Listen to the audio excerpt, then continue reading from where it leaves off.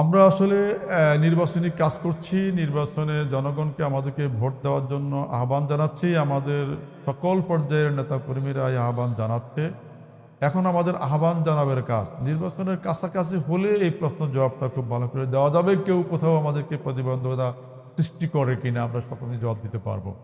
বিশেষ করে প্রশাসন এবং সকল পর্যায়ের যারা এলিট শ্রেণী আছে তারা যদি সজাগ থাকে তাহলে এই প্রতিবন্ধকতা কিছু ইনশাল্লাহ খুলে আসবে না।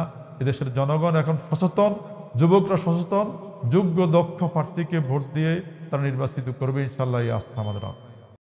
হ্যাঁ, হাজীগঞ্জ শাহরাস্তিবাসীর উপরে কাছে আমার আবদার, আমার দাবি হচ্ছে হাজীগঞ্জ শাহরাস্তিবাসী অতীতের অনেক সরকার এবং অনেক রাজনৈতিক ব্যক্তিত্ব, বিশেষ করে নির্বাচিত প্রতিনিধি দেখেছে।